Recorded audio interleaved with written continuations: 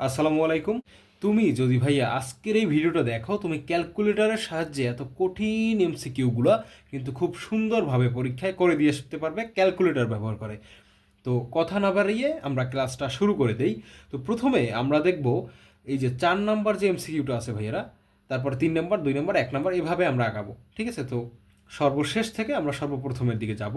তো 4 নাম্বার এমসিকিউটা একটু লক্ষ্য করো, এখানে কি চাইছে ভাইয়ারা? এখানে চাইছে বি ইকুয়াল টু 45 ডিগ্রি হলে one minus tan square B divide by 1 + tan² B এর মান নির্ণয় করো, বা এর মান কত এইটা চাইছে।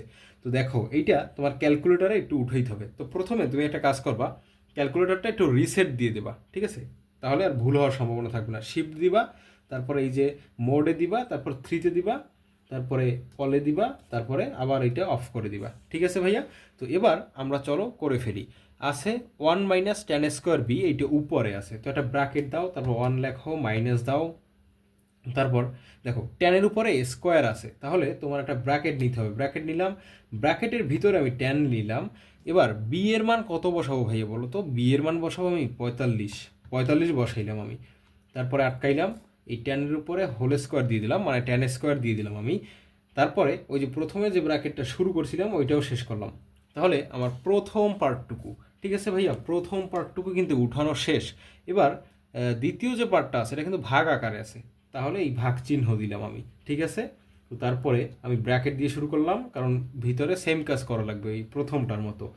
1 + 10, দেখো ট্যানের উপরে স্কোয়ার আছে, তাহলে তুমি ব্র্যাকেট দিবা অবশ্যই ট্যানে, কারণ ব্র্যাকেট না দিলে তো তুমি স্কোয়ার দিতে পারবে না।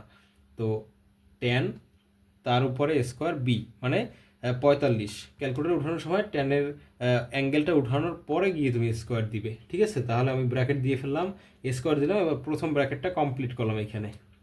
এবার আমরা একটু প্রেস করি, কত আসে একটু দেখি। দেখো ভাইয়া কত আসছে? 0 আসছে অ্যান্সার। তাহলে ক্যালকুলেটরের সাহায্যে কিন্তু আমরা এই এমসিকিউটা সলভ করে ফেললাম। অ্যান্সার হচ্ছে গ নাম্বার, মানে 0। এবারে আমরা 3 নাম্বার এমসিকিউটা দেখব। তো কি দেওয়া আছে একটু লক্ষ্য করো তো। দেওয়া আছে সাইন থিটা ইকুয়াল টু 1/√2 হলে থিটা এর মান কত? অর্থাৎ এইখানে থিটার মানটা চাইছে। তো একটু লক্ষ্য করো, আমরা কি করব? দেখো থিটার মানটা বের করব। মনে রাখবা, কখনো যদি সাইন থিটা ইকুয়াল টু কিছু একটা, বা কস থিটা ইকুয়াল টু, বা ট্যান থিটা ইকুয়াল টু কিছু একটা দেওয়া থাকে, ওইখান থেকে যদি বলে থিটার মান কত, তাহলে তুমি সরাসরি চলে যাবা ক্যালকুলেটরে, গিয়ে শিফটে প্রেস করবা, তারপরে এই সাথে যে আছে তার উপরে প্রেস করবা, মানে এখানে সাইন আছে, সাইনের উপর প্রেস করবো, তাহলে হয়ে গেছে সাইন ইনভার্স।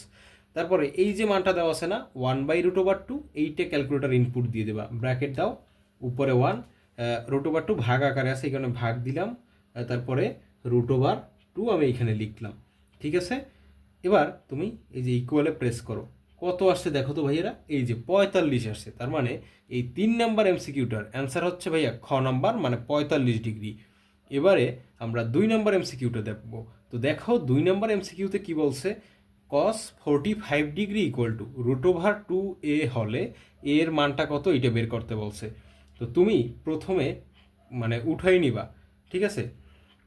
যা দিছে ওইটা উঠাও।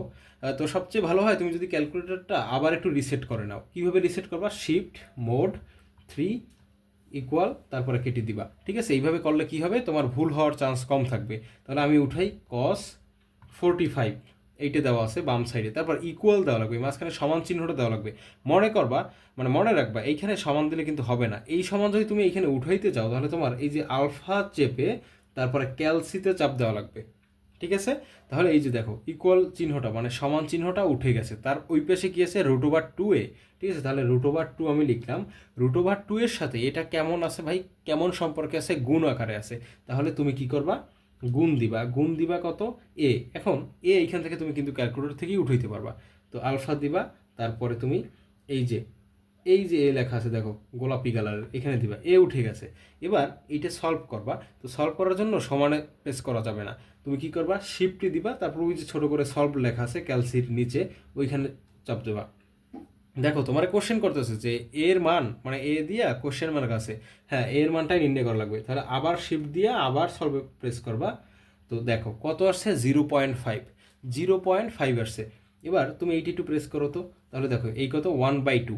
এই যে ভিতরে যে সাইনটা আছে না, এটা হচ্ছে ভাগ চিহ্ন, ঠিক আছে? তার মানে উপরে 1 নিচে 2, এটা কোন অপশনে আছে? এই যে খ নাম্বারে আছে। তাহলে এই ম্যাথটার অ্যান্সার হচ্ছে ভাইরা খ নাম্বার। ক নাম্বারটাও তোমরা একইভাবে সলভ করে ফেলতে পারবা। চলো আমরা একটু করে ফেলি এটা। দেখো সাইন কি আছে, 90 ডিগ্রি মাইনাস থিটা।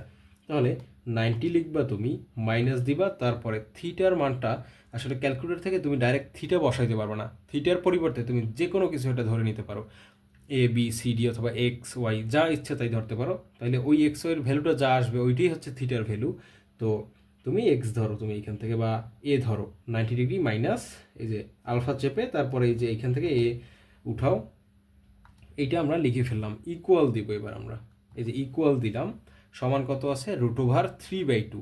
তাহলে আমরা ওই পাশে লিখবো √3/2, √3/2। ঠিক আছে ভাইয়া, এটা লিখলাম। এবার তুমি কি করবা? ওই একই নিয়মে তুমি কিন্তু এখানে প্রেস করবা না, তুমি শিফটে চেপে তারপর ক্যালসিতে চাপবা, মানে এখানে সলভ লেখা আছে, সলভ করবা তুমি। ঠিক আছে, তাহলে আবার শিফটে চাপবা, আবার সলভে প্রেস করবা। তো দেখো একটু টাইম নিতেছে, একটু পরেই রেজাল্টটা দিয়ে দেবে, কারণ এটা একটা বড় ম্যাথ। তো এইভাবে কিন্তু ভাইয়ারা তোমরা সবগুলো মানে করে ফেলতে পারবা, ইজিলি করে ফেলতে পারবা। তো মনে রাখবা ভাইয়েরা, ক্যালকুলেটর দিয়ে আসলে অনেক কিছু করা সম্ভব। তুমি যদি ক্যালকুলেটর ব্যবহারটা জানো, তোমার ম্যাথে কোনো টেনশন নাই এমসিকিউতে। তো আমাদের এই চ্যানেলটা সাবস্ক্রাইব করে রাখো, এবং তোমার কাছে অনুরোধ থাকবে তুমি আমাদের এই ভিডিওটা একটা লাইক দিবা। পাশাপাশি তুমি যে ক্যালকুলেটর ব্যবহার করতে চাচ্ছ, বা যে ক্যালকুলেটর তুমি অলরেডি কিনে ফেলছো, ওই ক্যালকুলেটর নিয়ে যদি তুমি ভিডিও চাও, অবশ্যই কমেন্টে জানাও তোমার ক্যালকুলেটরের মডেল কোনটা। আমি ওই মডেলের ক্যালকুলেটর নিয়ে তোমাকে ক্যালকুলেটর হ্যাকস শিখাবো। তো আজকের ভিডিওটা এই পর্যন্তই। সবাই সুস্থ থাকো, আমার জন্য দোয়া করো। আল্লাহ হাফিজ।